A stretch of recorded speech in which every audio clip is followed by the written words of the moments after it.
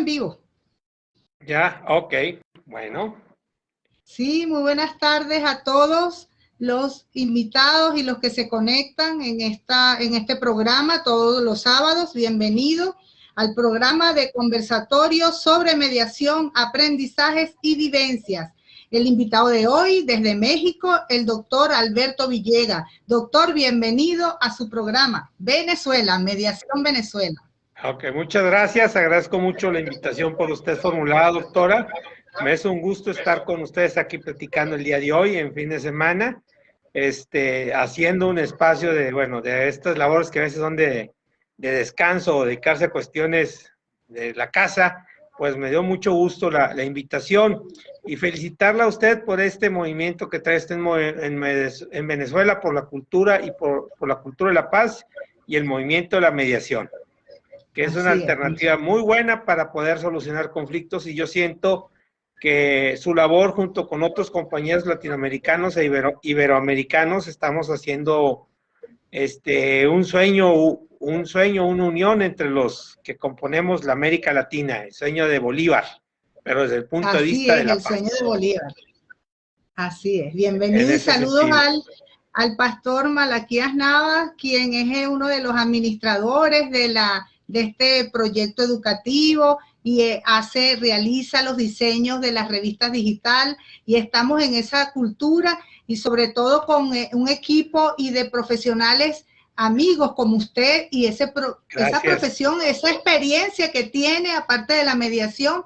Estaba viendo su currículum y es extraordinario, y de verdad que es un honor y un privilegio para Mediación Venezuela, ya que contamos con personas así como usted. Fíjese que en la tarde de hoy tenemos en este conversatorio lo que es la mediación familiar. Al público en general, los que quisieran hacer alguna pregunta pueden hacer luego o por diferido sus preguntas, y estaremos realizando, ¿verdad?, dando la respuesta en virtud de lo que vaya dando el invitado de hoy. Sobre todo doctor, ¿qué es y cómo ayuda la mediación familiar en casos de divorcio? Me han venido haciendo estas preguntas y quería escucharlo de parte suya. Bueno, mire, la mediación es un procedimiento que, como todos ustedes ya sabido, es un movimiento donde hay un facilitador que ayuda a las partes. Como en este aspecto es un facilitador, somos una persona que construimos puentes de diálogo y ayudamos a las partes que están en un conflicto a solucionar el problema. Ellos van participando, nos van diciendo lo del problema, y uno lo que hace nada más es hacer ese puente de comunicación sin opinar, sin juzgar, depurar la comunicación para de una comunicación violenta pasarla a una comunicación constructiva en donde puedan ver las oportunidades de mejora y ellos puedan construir un diálogo o un acuerdo. Claro. Por otro lado, ¿a qué ayuda la cuestión familiar? Pues ayuda en primer lugar al entendimiento entre la pareja o entre al entendimiento de los padres principalmente, para que ellos vean las oportunidades que tienen para poder ofrecer un mejor futuro a sus hijos. Qué bien, extraordinario. O sea que para el público que nos está escuchando en estos momentos, es también que podemos hacerlo, como bien lo sabemos, tanto la legislación mexicana como la venezolana, dentro del proceso, el proceso de divorcio, ¿verdad? Esa mediación, sí. Correcto, sí. Pero también puede hacer caso de que esta mediación privada, ¿verdad?, independientemente se pueda ventilar algunos aspectos, ¿verdad?, para llegar, como usted está diciendo, a ese diálogo, ese entendimiento, para después poderlo plasmar y homologar en el tribunal competente. Es así algo parecido, ¿no? Es algo parecido. Aquí, bueno, en México, ahorita, bueno, yo siento que aquí en México ya está más sólido el servicio de mediación pública. Casi los 32 estados de la República, o las 32 entidades federativas, incluyendo el distrito o la Ciudad de México, ya tienen sus centros de mediación.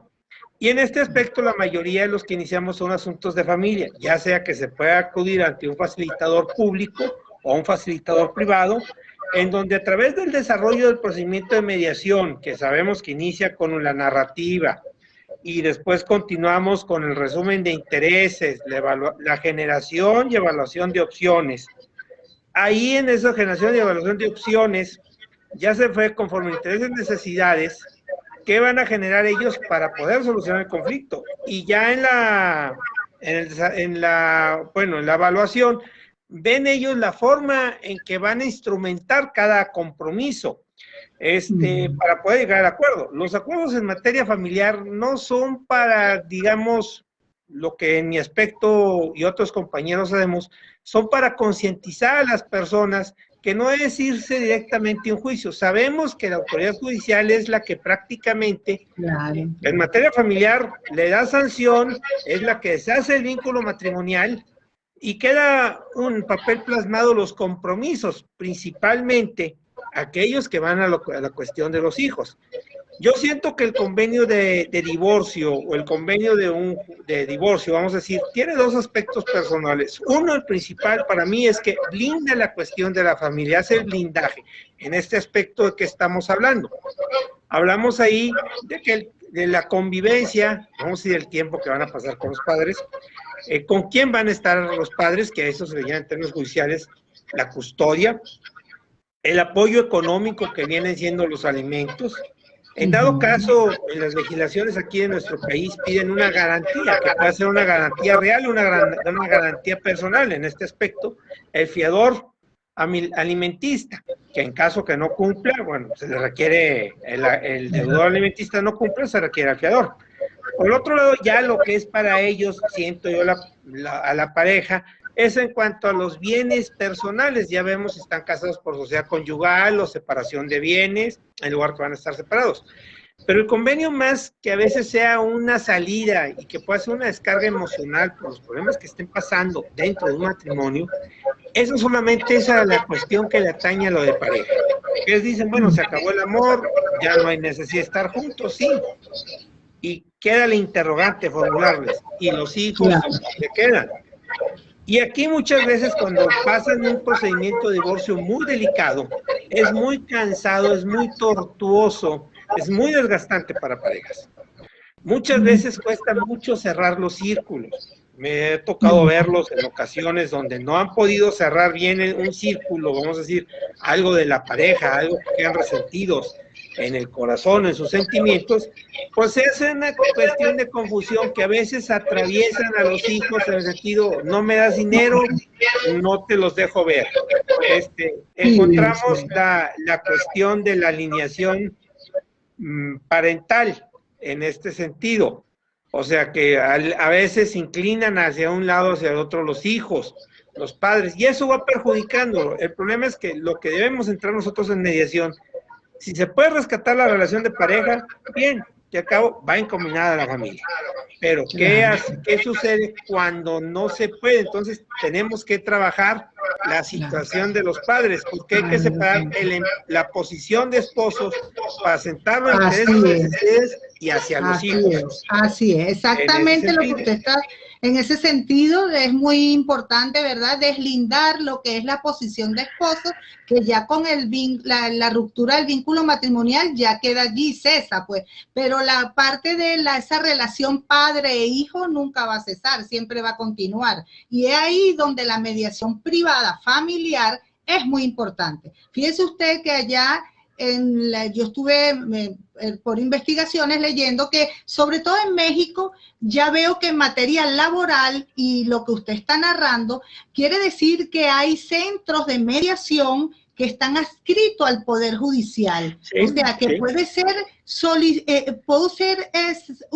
utilizada antes de el juicio o bien dentro del proceso judicial, porque hay aspectos que no se puede ventilar dentro de cosas que son detalles que puede ser ventilada con estos centros de mediación. Fíjese que la comparación jurídica con nuestra legislación es diferente, porque aquí es la mediación y conciliación dentro del proceso, en el caso de LONNA, de lo que es la Ley Orgánica de Protección de Niños y Adolescentes, y en materia civil, que quiere decir que se va a ventilar allí, pero hay un tercero, pero no es la mediación privada propiamente dicha, que es como usted está diciendo, que es de desmantelar o sacar esos sentimientos de las partes para que pueda haber el entendimiento. Sí. Y es muy importante estos centros de privado, que es lo que yo deseo arduamente, que aquí en mi país exista eso, esos centros de mediación privado, ¿verdad? Donde el Poder Judicial sea también que apoye eso. Y quisiera escuchar en materia laboral, ¿cómo funcionan esos centros de mediación allá en México? Bueno, mire, lo que apenas está empezando esto, la materia laboral en México, los centros de mediación, más o menos en el 2017 se hace una reforma a la Constitución al artículo 123 del trabajo. Antes, los que se conocían en la materia laboral se agotaba por un procedimiento, entre comillas, de arbitraje ante las juntas de conciliación y arbitraje, que eran tribunales administrativos. Con la reforma judicial que se implementa en la administración de Peña Nieto, se hace esa reforma y se judicializa, y hay la tendencia a desaparecer las juntas de conciliación. Se judicializa y se crean tribunales laborales en los estados como en la federación, dependiendo la competencia. El artículo 123 señala cuál es competencia para los estados y cuál es la competencia federal. Bueno, dentro de este aspecto, se crea, dentro del procedimiento laboral, se hace el procedimiento de conciliación laboral, el cual ya es obligatorio para el patrón o para el capital y para la mano de obra. Antes de demandar, tienen que acudir a un centro de conciliación laboral. ¿Ok? En ese centro de conciliación laboral, ¿qué es lo que se va a tratar? De que se puedan conciliar los intereses y necesidades entre el capital y la mano de obra, o vamos a decir, entre el patrón y los trabajadores o entre los obreros, en ese sentido. Con esta situación, se trata de que lleguen a un arreglo para poder filtrar aquellos asuntos que verdaderamente tengan que irse a una situación de un procedimiento laboral. En donde no me queda muy claro es en el procedimiento de huelga, que igualmente es un procedimiento de conciliación, y los centros de conciliación, tengo entendido, si no me falla lo que he estudiado, se registran igualmente los contratos colectivos de trabajo cuando se emplazan a las huelgas, que igualmente tiene que irse a la negociación. Se está privilegiando, de suerte, la cultura de la paz, en este sentido. Antes en las juntas, como era un procedimiento arbitral lo que se manejaba, y la esencia del arbitraje, cuando se presentaba en el anterior procedimiento ante la junta, se presentaba la demanda y se hacía una etapa de conciliación. Pero era una conciliación muy burda, o sea, en el sentido de que, bueno, ¿cuánto ofreces? ¿Conviene, no conviene? ¿No conviene? No, pues iniciamos, se va a juicio laboral. Y se aventaban los juicios laborales hasta llegar al laudo. En cambio, ahora no, ya es ahorita, ya se privilegia. ¿Cuál es la ventaja de los centros de conciliación? Yo les soy muy honesto, yo no soy un especialista en esa materia. Ahorita ya hay centros de conciliación laboral. Uno que yo sé que está teniendo un éxito actualmente es el Centro de Justicia Laboral del Estado de México. En el sentido que la directora es una maestra mía, la licenciada Claudia Villavicencio, es la que está ahí. Ella es la especialista en conciliación laboral, siendo que ella antes su especialidad era la cuestión de justicia restaurativa en materia familiar. Sí, así es, tal cual. Pero ella está en ese sentido ya elaborando esa cuestión en donde llaman a las personas, el obrero y el patrón y el trabajador, a ver una conciliación. Claro que pues sí. Ahorita ya aquí vamos a señalar en Coahuila, lo que es mi estado, en donde yo me encuentro al norte de la República, todavía no se ha implementado. Tengo entendido que conforme a la Ley Federal del Trabajo o en los transitorios de la Ley Federal del Trabajo, se están implementando o instrumentando los tribunales laborales y los centros de conciliación. ¿Por qué? Porque es una cuestión paulatina, es más o menos el caso como lo vimos con la reforma penal. En algunos estados se fue liberando y así se está yendo esta liberación en los estados aquí de la República Mexicana. Qué bueno. Fíjense, muy bueno, extraordinario lo que, o sea que México está súper adelantado en lo que se... Bueno, una pregunta antes de irnos al tema de la mediación familiar que quería hacerle algo. La normativa, la mediación está regulada ya en México. ¿Existe una ley orgánica? Sí, existe ahorita, bueno, lo voy a comentar. En el 2008 hay cuando se implementa todo el sistema de justicia penal nuevo, que pasamos de los juicios escritos, como eran antes en el procedimiento penal, se inicia en el 2008 la implementación de los juicios orales. Pasamos ahora a lo que llaman un sistema adversarial y se reforma la Constitución. Dentro de esa reforma constitucional, en el artículo 17 se crea el párrafo tercero o cuarto, el cual se recorre en otras reformas más adelante, y se mete ya la mediación penal y los métodos alternativos en materia civil, en el cual en determinados ilícitos las partes tienen dentro de las salidas del procedimiento penal que se llama, dentro de la salida de procedimientos penal, poder agotar en mediación penal, agotar la mediación penal. Podemos ver aquí dos vertientes. La mediación penal, que es lo que me voy a centrar ahorita, luego pasaría a la mediación civil.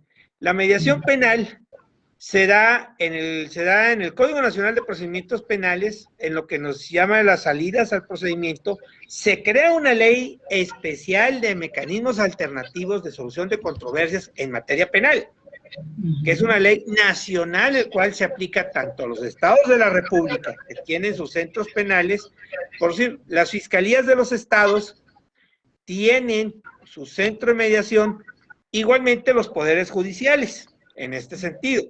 O sea que hay separación de esos poderes. Hay separación, por si hay fe en la fiscalía, un ejemplo, yo estoy ahorita como mediador público certificado en el Centro de Medios Alternos del estado de Coahuila, y a mí me toca mucho la cuestión de derecho privado, digamos, civil, familiar, comunitario, y tenemos un compañero adscrito a la mediación penal, pero eso ya está en el procedimiento. Antes del procedimiento, cuando se presenta la denuncia penal, las partes, siempre y cuando así la legislación lo permite agotar la mediación penal, por un lado. Y en materia federal se encuentra la Fiscalía General de la República, cuenta con un centro de mediación especializado en materia penal. En cuanto a los estados, cada estado de la República tiene una ley de mecanismos alternativos. Por decir, Jalisco, Nuevo León, Quintana Roo, el de justicia alternativa de la Ciudad de México, el mismo Estado de México, todos, la mayoría ya cuentan. Y de una u otra forma, ellos, pues bueno, podemos entrar a la mediación, o aquí en Coahuila podemos entrar antes del juicio o durante el juicio. Durante el juicio. A veces, o sea, aquí a veces la gente va, o el público usuario va con la libertad de que antes de querer demandar, van con nosotros, ya sea en el asunto mercantil, en el asunto civil, en el asunto familiar. Hay ocasiones en que, bueno, me ha tocado a mí, en que en un aspecto de un juicio sucesorio, que los herederos no se ponen de acuerdo en nombramiento de albacea, repartición, lo remite el juez para que podamos ir a hacer la mediación. Lo que sí, yo sí quiero señalar que, aunque estemos adscritos a los centros de mediación, al Poder Judicial, tenemos que señalar que no debemos que estar inmersos en esos conceptos técnicos que se manejan en demandas. El trabajo del mediador civil o el mediador familiar es tratar, cuando estamos con las personas platicando, están en la charla, es tratar de quitar ese vocabulario, de judicializarlo. ¿Qué quiere decir?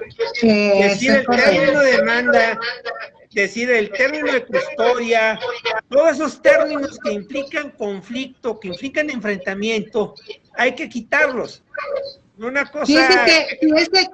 Fíjese qué diferencia, que aún estando adscrito al Poder Judicial, ese centro de mediación o conciliación, se desvinculan pues de la terminología judicial y pasa a, cuando ya no se puede hacer más nada, pasaría ya a la instancia jurisdiccional. Lo que pasamos es que, ¿por qué? Porque es el nivel de, estamos viendo que hay una escalada y ya llegar a un juicio es igual, o sea, sabemos que hay determinados asuntos que sí se tienen que someter los convenios ante la autoridad judicial, pero bueno, eso es así, pero ya cuando en nuestro trabajo tratamos de desvincularlos, ¿por qué? Hay un tratado ahí de mediación familiar, me parece, de Hels, y otro libro que se llama Todo Mediación, no me acuerdo del editorial, del doctor Borjón, un académico de la Universidad de Nuevo León. En ese libro dedican un capítulo a mediación familiar, no recuerdo ahorita la mediadora que lo escribe, pero es una mediadora reconocida del Centro de Mediación del Estado de Nuevo León, y señala, hay que quitar el vocabulario judicial. ¿Por qué? Porque, como dice también el maestro español Javier Alesoli, dice, aquí estamos hablando con personas, no estamos hablando con número, y aquí lo que nosotros tenemos que trabajar en este sentido es que estamos con personas en donde el mediador simplemente va a, ¿cómo le voy a decir? A puentear el diálogo. Sí, correcto. Y ellos son los que van a construir el diálogo. Simplemente. Como dice Sole, el autor, el mediador español, ¿verdad? Que sí, es el puente de los diálogos, hacer el puente para los diálogos. O sea, ¿qué tratamos? Ellos son personas. Y ellos como personas van a resolver, le estamos dando la calidad de personas. El problema es que cuando ya no llegan al arreglo, porque eso es posible, el asunto se va a hacer un número estadístico más, aunque los juzgados familiares se cuenta actualmente con jueces muy sensibles, pues no va a ser lo mismo, porque es un volumen muy grande de trabajo, y otra cosa, aunque sean lo más que humanamente posible, no pasan de ser un número más, y eso lo comento acá, no, tratamos de sensibilizarlo, y yo creo que tanto en los centros de conciliación laboral, en las mediaciones civiles, mercantiles, tenemos que hacer conciencia a los mediadores, de transmitir eso, que son personas que por su naturaleza, van a resolver ese problema, claro, implementando las técnicas de comunicación no violenta, o sea, lo que señala Rosa Marshall, y muchas ocasiones lo ha promulgado la maestra Luciana Cataldi en sus cursos de no violencia, en sus prácticas restaurativas. ¿Qué es lo que, bueno, ahora imagínese llevar eso a la materia familiar? Yo a veces a las gentes, cuando llegan un momento en que se llegan a atorar, hago esta comparación. Yo creo que es más fácil salir de un proceso penal, porque al final de cuentas hay muchos recursos que se puedan ubicar. ¿Me explico? En cambio, un problema, vamos a decir, familiar, si no se arregla en mediación, o no acuden a mediación, o las gentes no quieren, se va a llevar mucho tiempo, y el problema que los que vamos a hacerles daño son a los hijos. Por eso yo creo que la mediación familiar es muy buena, porque estamos tratando de sentar a los hijos o a los padres. ¿Para qué? Para que visualicen. En mi experiencia, y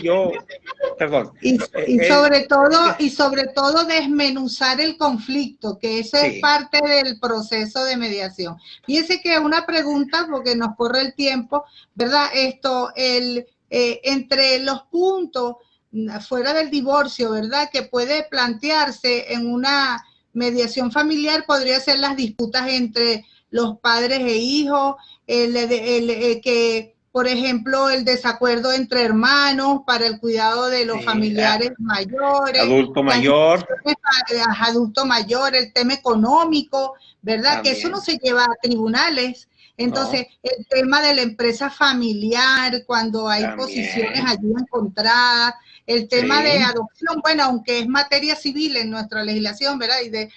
Pero hay aspectos que que podría tocarse el desacuerdo, cuando los abuelos, también el contacto entre abuelos y nietos, Sí. que ellos requieren estar vinculados.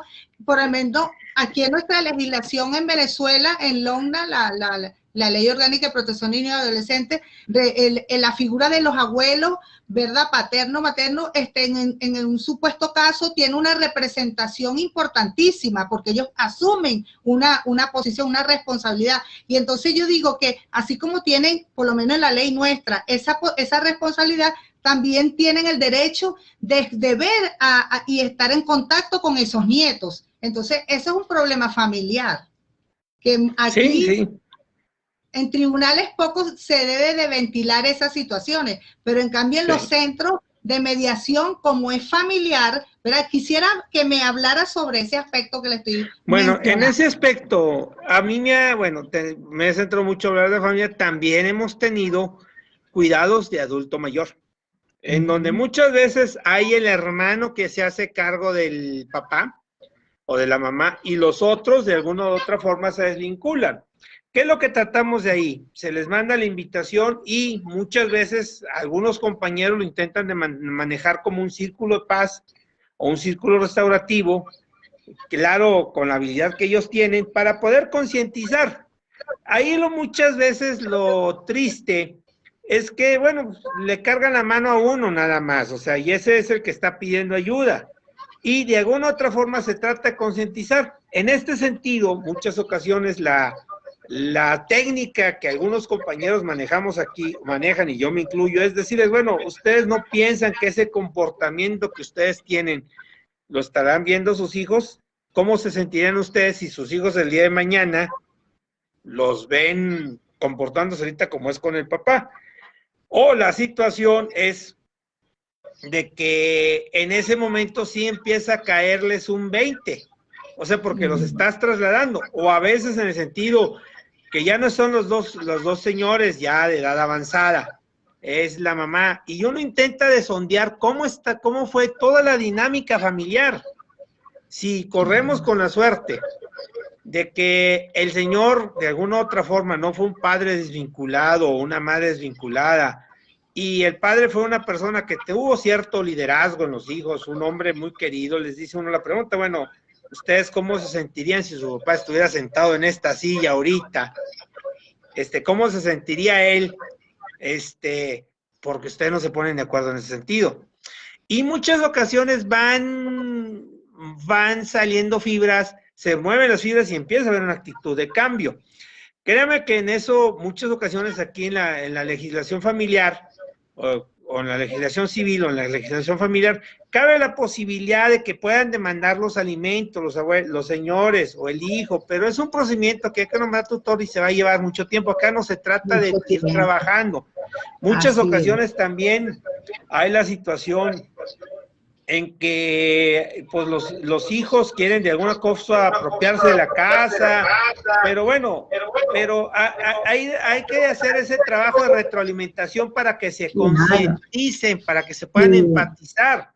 Sobre todo, yo digo, doctor, que sobre todo es importante esta campaña, esta divulgación de la cultura de la paz, de la mediación, ¿verdad? En este aspecto familiar, porque de la familia depende todo, es la base de la sociedad, como bien sabemos. Pero fíjese usted que hay cosas que se puede plantear, la gente dice, me busco un abogado, demando y ya. No, porque hay detalles, hay casos específicos dentro de los conflictos familiares que se pueden ventilar, pero con una excelencia allí en esos centros de mediación. Porque, por ejemplo, el desacuerdo en esos padres que han sido ya de un divorcio, divorciados, y el niño dónde va a vivir, dónde se va a educar.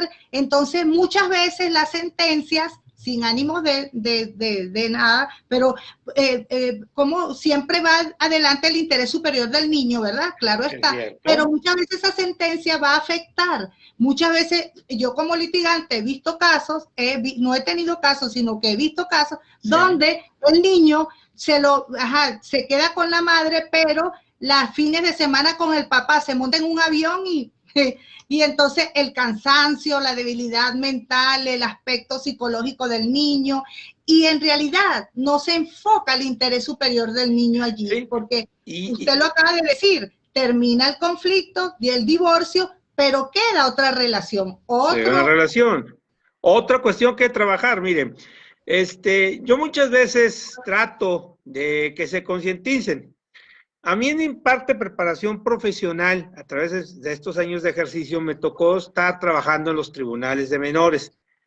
Cuando eran consejeros, cuando pasan de ser tribunales tutelares a tribunales administrativos, como consejo, que era un juzgadito penal en Chico, era triste estudiar los dictámenes técnicos cuando hablaban de disfunción y desintegración. Disfunción, pues, que no tengan canales de comunicación los padres, que no establezcan las reglas, que estuvieran separados. Ahorita no es un pecado que los padres estén separados. El problema es que no tengan los canales de comunicación. Y parte de la mediación es trabajar esos canales de comunicación. ¿Qué es lo que pasa? Cuando salen de esa forma, cuando menos trato yo con mi habilidad, y eso lo aprendí otro compañero mediador, decir, ustedes saben que su hijo, si ustedes no tienen comunicación, pueda terminar así grueso en el crimen organizado. Así es, así, tal cual. Y al decir el crimen organizado aquí en México son palabras de mayores, muy extremas, mayores, o sea, claro, de que el niño termine conviviendo con personas con conductas antisociales muy delicadas y al rato quieren que lo termine muerto en una balacera. Así es, así es. Y eso es lo que la gente debe concientizar. Otra cosa que yo quisiera agregar, el mediador debe ser un factor de la realidad. Vamos abogados. Para la característica, doctor, vamos a las características. El mediador tiene que ser un factor de la realidad. Jugamos a la figura del abogado del diablo, no al de las películas de Al Pacino o de Morris West. La novela de Morris West del abogado del diablo. Somos abogados del diablo, ¿por qué? Porque cuando las partes se centran, se polarizan en sus intereses, en una forma de separación, cuando estamos en la sesión de evaluación de opciones, se hacen las entrevistas separadas, uno dice, bueno, ¿sabes qué va a suceder con esto? Este es el panorama negro que se viene. Punto. Juicios, desintegración familiar, me has platicado que tu hijo tiene estas características, todos esos detalles, y uno nos empieza a presentar esa imagen, vamos, disculpe la palabra, diabólica o dantesca, como de la Divina Comedia, y empiezan entonces ya a moverse. ¿Por qué? Porque esa es la situación del mediador. El mediador, ¿sabes qué? Informa, ¿sabes que tengo que hacerte ver un buen acuerdo a un mal acuerdo? Punto. Y dentro de las características del mediador, que es otra cuestión que yo quería agregar, el mediador tiene que ser una persona imparcial, en primer lugar, neutral en cuanto al territorio que los invita a negociar. Si va a un lugar donde no es el dueño del territorio, tiene que hacer con su dinámica, su empatía, su asertividad, que son otras características, el desarrollar una buena escucha activa, el tener ese parafraseo, el tener un buen sentido de humor sin caer en lo grosero, que son situaciones que él tiene que ir creando esa confianza. Y además tiene que ser también honesto y humilde en el sentido cuando diga, yo ya no puedo llevar este negocio, o yo siento que me estoy inclinando hacia una otra persona, detalles de esos. Pero a veces escucho a mi maestro Luis Rey Zazueta, que fue uno de los primeros que me impartió esto. Decía el perfil, se sienten superman, superhombres, no. O sea, el problema es que si no tenemos esas características, los mediadores, no la podemos llevar, no hay que ser directivos dentro de la mediación. Ok. Por eso el perfil es una cosa muy delicada, porque muchas veces ese perfil es el que puede definir en 90% el éxito de la mediación, llevarlos. Porque hablamos, cuando vienen con nosotros y se escuchan, pues uno tiene que tener que nos platican, hay que tener muy bien desarrollada la escucha activa, no interrumpirlos. O sea, poner atención. ¿Y qué es lo que sucede? La persona se siente escuchada y se siente desahogada y sale más tranquila. ¿Por qué? Porque desecha toda la emoción. Y ahí el mediador tiene que igualmente que ser creativo. Igualmente tiene que saber ir puliendo esas palabras positivas, o sea, de lo negativo a lo positivo. ¿Para qué? Para ir en ese sentido trabajando con cada uno de los mediados, que ya sea igualmente en una cuestión conjunta. ¿Ok? En ese sentido. ¿Por qué? Porque a final de cuentas, de alguna otra forma tenemos que pasar a promover esa cultura de la paz. No quiere decir que seamos un Martin Luther King, un Gandhi. No, ellos fueron, yo los defino, en su época, y además ellos fueron unilaterales. Ellos iniciaron los movimientos unilaterales como defensores. Nosotros no. Nosotros somos, como dice, nosotros somos ahorita una cultura, los mediadores, de ser, como una ocasión dijo la maestra Narda de Tabasco, citando a una máxima de Confucio, dice que somos pacificadores neutrales. Pacificadores neutrales, ¿por qué? Porque en primer lugar nos hablan, es otra situación característica ser neutral, nos hablan, y cuando nos hablan tenemos que ponernos en el sentido de,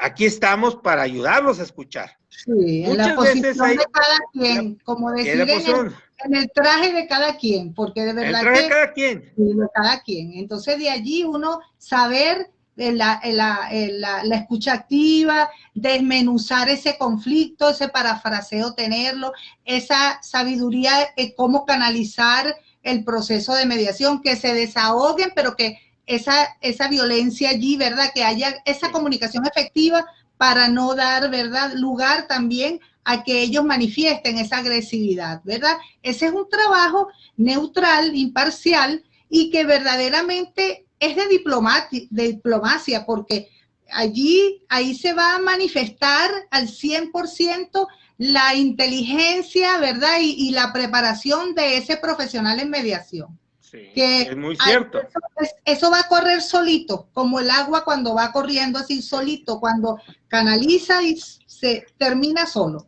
Termina solo porque es las partes, los dueños de ese proceso, de ese conflicto. Las partes son las que van a decidir, en resumidas cuentas, porque fíjese usted, para mi opinión, el mediador debe tener esa preparación, esa inteligencia, esa ética, esa mística en el trabajo, que ellos mismos lo llevan, que las personas van a darse cuenta del error que han cometido en caso de, pero eso lo hice yo, o sea, saber encontrar que diga, hice esto, bueno, vamos a esto, o sea, es ahí el éxito, porque no necesariamente va a puede terminar una mediación en un acuerdo, en una firma, en un documento, pero se ha logrado mucho el entendimiento cuando las partes ya hablan, dialogan, que no lo hacían antes.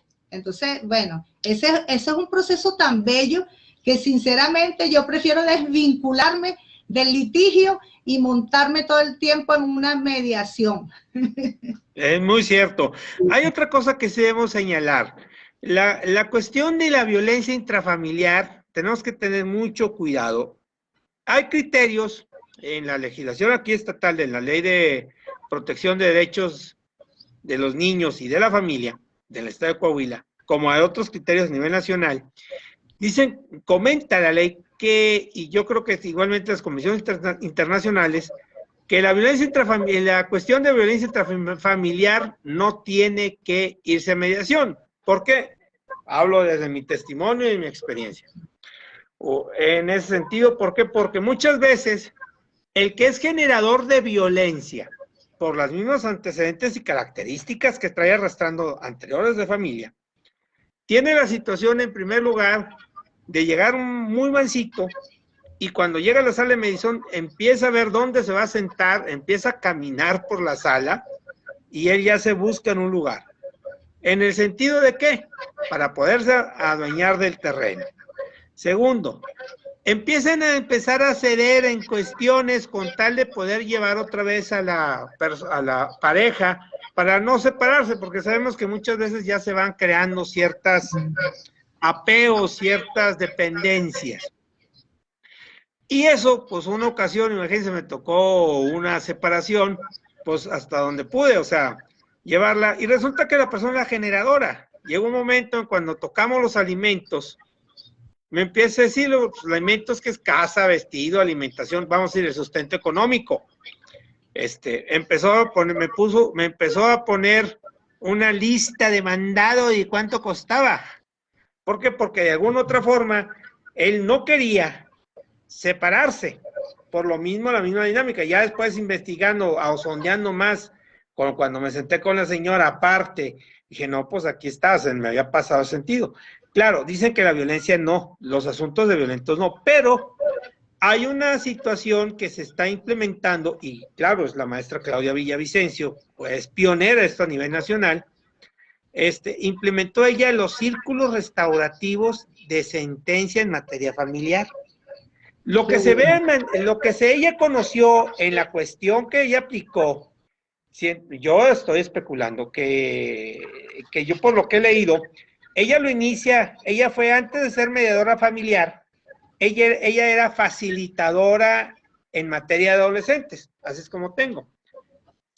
Conoce la materia de adolescentes, se lo lleva esa cuestión de justicia restaurativa al ámbito familiar, y claro, sabemos que empieza a trabajar la víctima y el ofensor, todo eso, porque como comentaba, muchas veces los menores, los jóvenes que están sometidos a un sistema de justicia de adolescentes, ¿dónde vienen? De la familia, como lo hace rato lo comentaba. Sí, sí, sí. Y ella rompe el paradigma de llevar en aquellos casos de personas generadoras de violencia esos círculos restaurativos de sentencia, y los cuales han salido saneados hasta cierta forma. Claro, si uno lee el libro, y esa es una Biblia, casi todo lo tenemos, el libro de Justicia Restaurativa de de padre, no me acuerdo ahorita, que es el pequeño libro de Justicia Restaurativa, que es un australiano, me parece, el autor, o un inglés. Yo leo mucho a Virginia Domingo. Virginia Domingo, bueno, Virginia Domingo lo cita mucho a ese autor, no me acuerdo ahorita cómo, y lo cita mucho. Dice el autor ese que cita mucho la maestra Virginia Domingo, que los asuntos de violencia se pueden llevar con ciertas precauciones. Claudia Villavicencio ha roto, rompió un paradigma de la violencia de género, llevarlos a círculos de sentencia, en círculos de sentencia donde participa el mismo juez, es un facilitador donde están los de la familia, tanto por los generadores como los ofensores, los que se han sentido los ofendidos, las víctimas o los que sufren el daño, con sus comunidades de apoyo, han tenido buen resultado. Eso es una cuestión novedosa. ¿Por qué? Porque en muchas ocasiones la mediación familiar va tocando ciertas cuestiones que posiblemente no pueda sanear al 100, pero el mediador familiar no es un terapista. El mediador familiar que hace es desatorar esa situación. Sí, claro, y después queda allí, hay que restaurar. Claro. Pero hay muchas ocasiones que van restaurando, hay muchas cosas que se quedan atorado en los sentimientos, que necesitan otro tipo de trabajo. En la página... Es como la terapia, esa es como la terapia familiar. Terapia sistémica, sí. Claro, le voy a decir una cosa, mi experiencia a veces cuando me ha tocado manejar mediaciones familiares, a veces digo, llega un momento en que yo ya me estoy sintiendo terapista. Ya es lo que hago, bueno, sabes que si no puedes, si no estás bien, si no vayan a terapia, que se preparen. O a veces cuando ya veo que hay una conciliación y ven cuáles son cada quien humildemente, dónde fueron sus desencuentros, sus errores. La primera pregunta que les hago, ¿podrán ustedes solos hacerlo? No duden en venir con uno, pero... Por eso es que hay que hacerle como, viene después el proceso de seguimiento de todo eso. Sí, y en ese proceso de seguimiento, Sí. De repente en el proceso se acordó en la mediación, pero puede eso como perderse porque no hay uno que le oriente, y ese es el trabajo del equipo multidisciplinario precisamente, que después el terapia, como hace la maestra Villavicencio, que ella más que todo es justicia restaurativa. Sí, justicia restaurativa, que es un ámbito y además otra cosa, si no pueden llevarlos a terapia, claro. Lo que ha implementado la maestra Villavicencio con la justicia restaurativa es todo un equipo multidisciplinario en donde se va trabajando. Y claro, la justicia restaurativa implica una preparación de más tiempo. No es lo mismo tenerlos ahí en la mediación y tratarlos junto. ¿Por qué? Porque de alguna otra forma todavía uno va midiendo, como decimos aquí, tanteando el agua de los camotes. ¿Qué sucede cuando hay una cosa que va más allá? Por eso hay que señalar, la mediación puede que desatorar puntos, si lo aplicamos en la escuela transformativa, los estamos enseñando a visualizar, a que ellos se lleven una experiencia de resolver el conflicto. Pero cuando nos encontramos ya cuestiones muy arraigadas, que hay un punto de inflexión, que no ceden, terapia o la cuestión prepáralos por medio de la justicia restaurativa cuando sea muy delicado. Claro. Precisamente nosotros, inclusive los mediadores pueden prepararse tanto en la mediación como también en la justicia restaurativa. Sería importante porque va de la mano, como usted está diciendo, eso va de la mano. Sí, además porque, la justicia, como dice la maestra Nancy Flemigan de Tabasco, la justicia restaurativa es la cereza del pastel de los métodos alternos. Que claro, la justicia restaurativa... ¡Ay, qué bueno! La cereza del pastel de los métodos alternos. Pero hay que ser muy claro. Hay compañeros, o no quiero ampliar, hay personas que confunden la justicia restaurativa como un método más. No, la justicia restaurativa es una filosofía. Es una filosofía de la restauración. Que para aplicar la justicia restaurativa necesitas de mediación o encuentros víctima-ofensor, encuentras círculos de paz, círculos restaurativos, conferencias familiares. Ahí sí, porque todo eso está también, tanto como lo maneja Virginia Domingo, como lo maneja la maestra Catali. Pues todo implica un guión, todo implica una preparación. Y es otro boleto, o sea, por eso, otro viaje, ese es otro viaje. Es otro viaje, eso es para platicarlo y que fuera el especialista. Sí, señor. Doctor Villegas, esta tarde vamos terminando ya cuando son las 3:03 de la tarde, aquí hora de Venezuela. Es verdad, un placer, un honor haber tenido este conversatorio. Es un aprendizaje más para nosotros, aquí el público en general y Mediación Venezuela, y queremos tenerlo no solamente en este conversatorio, sino en las cátedras que está por venir, Dios mediante. Así que muchas gracias por su atención y feliz día, bendiciones a todos. Igualmente, saludos a ustedes. Un abrazo. Estoy a sus órdenes aquí en Saltillo. Bye. Gracias, bye.